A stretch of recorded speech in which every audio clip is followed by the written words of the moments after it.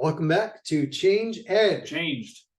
I'm your host, Andrew Kuhn from Montgomery County Intermediate. And I am Tony Marabito from CLIU 21 Carbon Lehigh Intermediate Unit. This is a 15-minute or less podcast focused on all the things that are in education, all things education, things that we can do together to change education by exploring, learning, and connecting. On this week's episode of Change Ed, we are talking about flipping the failure.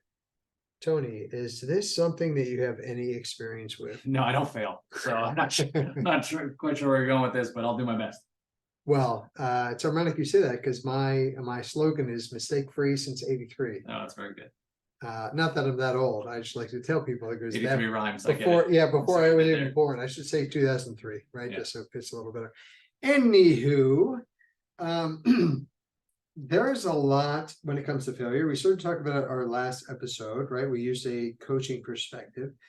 Is there a perspective that you can offer other than sports that might relate to our viewers? Sure. I think when I first started teaching, you sit down and you write hours and hours of lesson plans, and you think that it's gonna hit every time.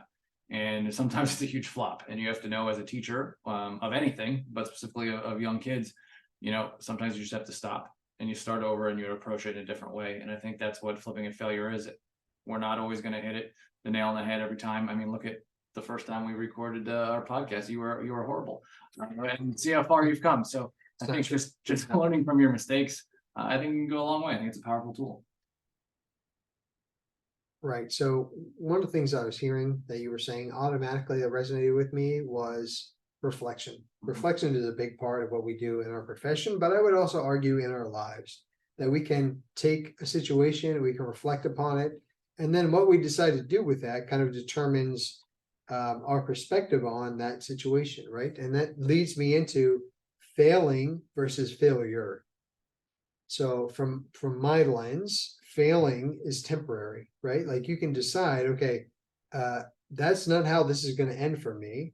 I've learned one way not to do something, and now I'm going to move forward. Where failure would be like, nope, closing shop, right? That's it. This is the end of the story. We're done. When I was a kid, something I always heard was, it's not about how many times you fall down, it's about how many times you get back up. Well, I think on that point too, teaching resilience and grit is something that can come from failure, right? So often, especially in our world now of 8-second TikToks, like if you don't get something and don't master it within the first few minutes of you trying something, we've taught kids they can just give up and kind of move on to the next thing. So I think through failure with whatever subject you're teaching or just in life in general, like you were saying, I think through that you can learn so much, you can gain so much perspective, and you can really turn it into a positive as opposed to just the negative connotation that failure has. And learning again from our failures, or from our failings, I should say, since that's what I'm promoting. And it's an active choice to learn from those. But like you said, our podcasts have already exponentially grown from where we started from. We've learned things from going on this adventure. I think something that's important for educators is that so often, from a society standpoint, we learn from our failings privately, right? And how do we flip that to make that a public learning? Since I'm promoting failings and not failure, I think it's important to talk about the aspect and the mindset, the reality, I should say, that we as Americans tend to reflect on our failings behind closed doors, and that we need to transition that and make that a public thing.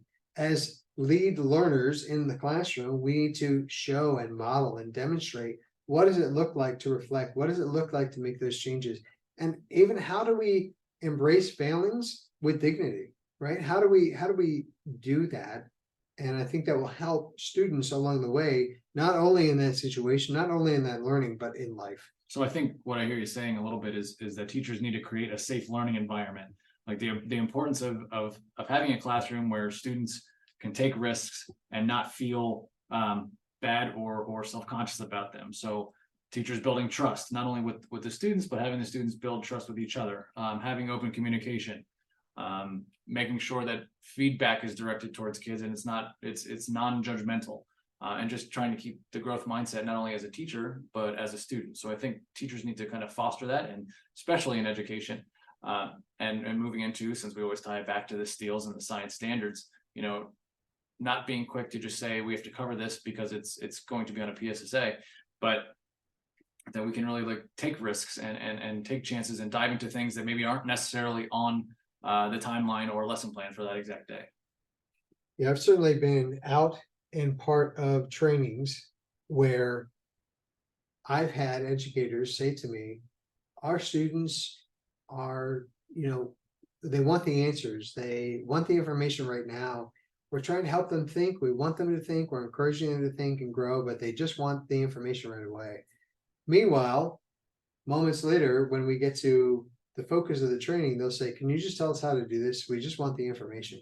So my point in saying that is that it's actually larger and it's societal. It's not just in education, but it's all across the board. But we also have to acknowledge that we have such information, accessibility to information that we never had before. And also failing might not be as private as it was, in 1932 when you were a kid. Sure. Right? When you were playing baseball with the other kids. Now it's Sick ball. It's sick ball, exactly. Now it's much more public, right? That it might actually be recorded and it might be shared somewhere and others could see it. So there is that aspect of it that we have to acknowledge and be aware of as we're building it up. But being able to empower students and learners to say failing versus failure, right? Like this is not going to define who you are forever. This is a moment, and what you decide to do with this moment will determine how you move forward and what it looks like for you moving forward. So whether you think you can or whether you think you can't, you're right, is really the life skill that we're empowering for them. So my question for you is, why in the classroom do you think that students might not be willing to fall down and get back up? Why do they want that kind of that safety and that protection of being right or knowing the right answer? I think some students are just really good at the game of school, I like to call it. Like they can read what's in the textbook, they can regurgitate it enough to get a 90 or an A on a test, right? There isn't too much thinking here. It's just rote memorization and then regurgitate, right?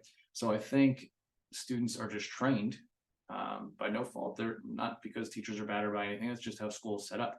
So I think experimenting and doing things that are not just multiple choice or define this or match these terms.